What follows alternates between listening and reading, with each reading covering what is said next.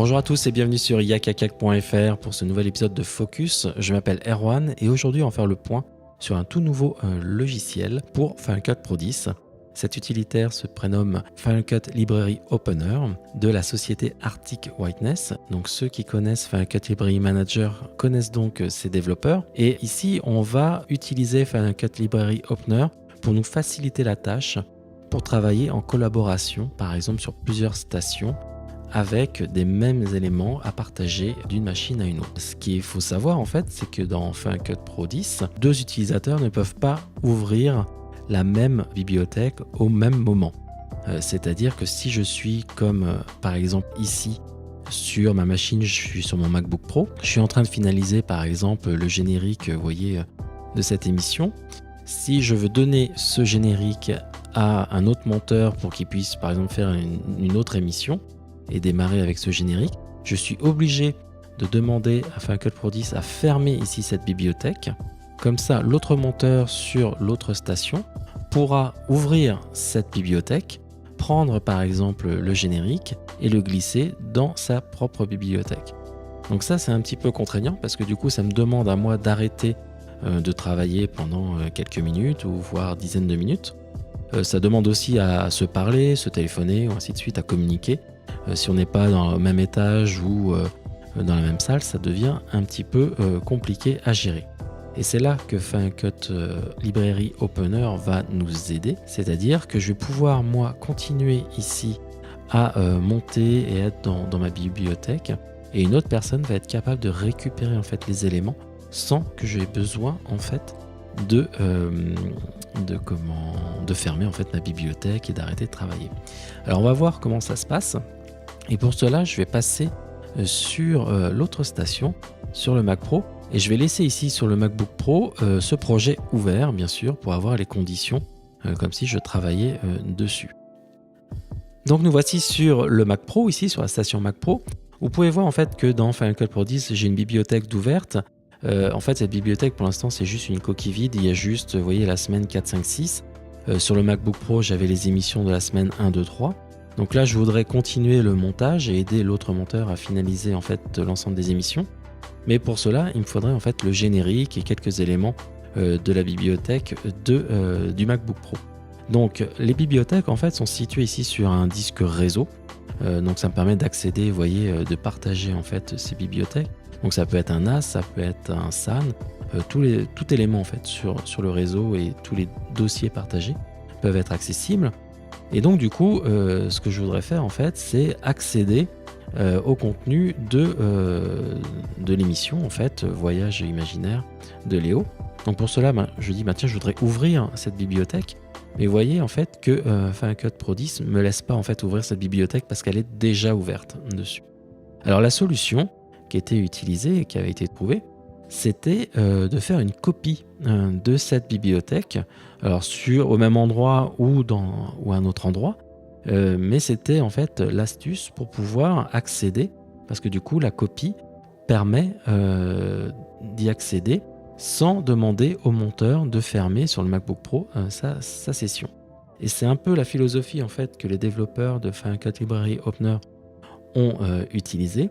Sauf qu'ils l'ont utilisé de façon intelligente. Ils se sont dit, on va créer des copies éphémères, c'est-à-dire qu'on va créer des copies qui vont être utiles uniquement lorsqu'on va ouvrir, mais dès qu'on va la refermer, ça va disparaître automatiquement. Et ça, c'est assez pratique. Donc, je vais vous montrer comment cela fonctionne. Alors, je vais lancer ici Final Cut Library Opener, voilà, qui est juste ici, comme ceci. Et en fait, dans la barre des menus en haut, vous allez voir en fait la petite icône qui va apparaître. Et ici, vous allez avoir une liste. Alors la liste ici représente les 10 dernières bibliothèques qui ont été ouvertes par Final Cut Pro 10. Donc ça permet d'accéder très rapidement à certaines bibliothèques.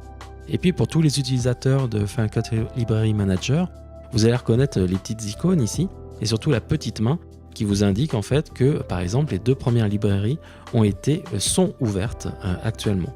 Donc on voit ici que la première est ouverte sur le MacBook Pro, donc c'est celle que je vous ai montrée tout à l'heure. Et puis la deuxième, en fait, c'est ma bibliothèque ici qui est ouverte, vous voyez, juste là. Donc nous, ce qu'on voudrait, en fait, c'est ouvrir ici la bibliothèque, la première bibliothèque du MacBook Pro pour pouvoir avoir accès au montage, à différents éléments dessus. Donc ce qu'on va faire ici, c'est maintenant que l'on a installé Final Cut Library Opener, on va pouvoir demander à, donc ici la petite icône du Finder permet de visualiser l'icône, donc là on l'avait déjà ici, donc on retrouve le lieu où est située la bibliothèque, mais je vais pouvoir aussi demander à ouvrir ici la bibliothèque. Donc si je fais ça, alors vous pouvez le faire soit ici, soit vous pouvez en fait, maintenant que Final Cut Library Opener est installé, vous pouvez double-cliquer dessus et à partir de là, une petite fenêtre de dialogue apparaît et vous propose deux choses. Déjà, elle vous dit que cette librairie, cette bibliothèque est déjà ouverte. Donc il va dire est-ce que vous voulez annuler ou bien est-ce que vous voulez créer une copie éphémère. Donc en faisant ça, il m'indique en fait que ça fait 300 mégas, il doit y avoir en fait des fichiers d'analyse optical flow et autres. Donc du coup, on peut aussi utiliser Final Cut Library Manager pour nettoyer un petit peu tout ça pour que ça aille plus vite par exemple. Et ce que je vais demander ici, c'est dire bah oui, je voudrais lancer une copie. Et vous voyez, alors je vais déplacer ça sur le côté. Vous voyez qu'en ce moment, il va y avoir ici une copie en fait éphémère qui va se créer. Alors c'est juste une copie de la bibliothèque, vous voyez. Donc il met copie éphémère sur le côté. Et vous allez voir que même l'icône va changer à la fin de la copie. Voilà, donc si je retourne dans le Finder avant d'aller dans Final Cut Pro 10 ici, je vais mettre en icône comme ceci. Donc on voit ici que la copie éphémère est donc présente. Donc ici avec une nouvelle icône, un petit papillon qui est éphémère aussi. Et l'intérêt ici, vous allez voir, c'est que maintenant donc elle s'est ouverte dans Final Cut Pro 10. Alors je vais juste ouvrir un petit peu pour qu'on voit un petit peu mieux ce qui se passe. Voilà, pour qu'on regarde à côté. Et donc, je vais avoir ici la copie éphémère et je vais retrouver tous les éléments de la bibliothèque qu'il y avait sur le MacBook Pro. Donc, je vais pouvoir, par exemple, avoir accès au générique, ici.